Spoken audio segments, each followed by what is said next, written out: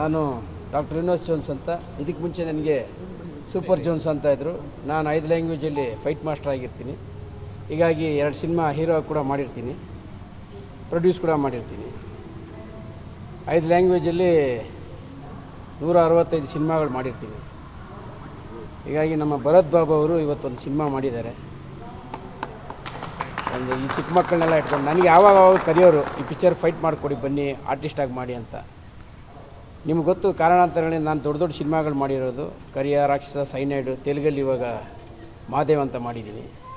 ಅದು ಬಾಹುಬಲಿ ಪಿಕ್ಚರ್ ನೀವು ನೋಡಿರ್ಬೋದು. ಫಸ್ಟ್ ಪಾರ್ಟಲ್ಲಿ ವಿಲನ್ ಇರ್ತಾರೆ, ಅವರು ನಾನು ಇಬ್ಬರು ವಿಲನ್ ತೆಲುಗು ಪಿಕ್ಚರಲ್ಲಿ.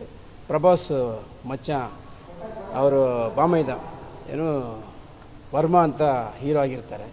ಹೀಗಾಗಿ ಅದಕ್ಕೆ ಸುರೇಶ್ ಅಂತ ದೊಡ್ಡ ಡೈರೆಕ್ಟ್ರು, ಈ NTR ಜೂನಿಯರ್ NTRದು ನಾಗ ಅಂತ ಮಾಡಿದರು 18 ಇಯರ್ಸ್ ಬ್ಯಾಕ್. ದೊಡ್ಡ ಸೂಪರ್ ಬ್ಲಾಕ್ ಬಸ್ಟರ್ ಇಟ್ಟದು. ಆ ಪಿಕ್ಚರಲ್ಲಿ ಇವಾಗ ವಿಲನ್ ಮಾಡಿದ್ದೀನಿ. ಪಿಕ್ಚರ್ ಹೆಸರು ಮಹಾದೇವ್ ಅಂತ ತೆಲುಗಲ್ಲಿ. ನಮ್ಮ ಇವತ್ತು ನಾನು ಏನಕ್ಕೆ ಬಂದಿದ್ದೀನಿ ಅಂದರೆ, ಭಾರಿ ಫ್ರೆಂಡ್ಶಿಪ್ಪು, ಭಾರಿ ಬರ್ತನದಿಂದ ಸಿನಿಮಾ ಮಾಡಿರೋರು.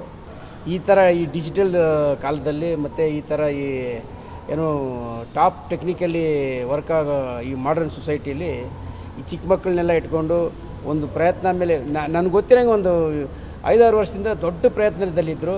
ಇವತ್ತು ಅವ್ರು ಸಕ್ಸಸ್ಫುಲ್ಲಾಗಿ ಮುಂಬರುವ ಕಾಲದಲ್ಲಿ ಅವ್ರಿಗೆ ಒಳ್ಳೆಯದಾಗಲಿ, ನಾನು ಜೊತೆಗಿರ್ತೀನಿ, ಬೇಕಾದರೆ ನಾನು ಕೂಡ ಕಾಲ್ ಶೀಟ್ ಕೊಡ್ತೀನಿ, ನನಗೂ ಕೂಡ ಹೀರೋ ಮಾಡ್ತೀನಿ ಅಂತ ಹೇಳಿದ್ದಾರೆ.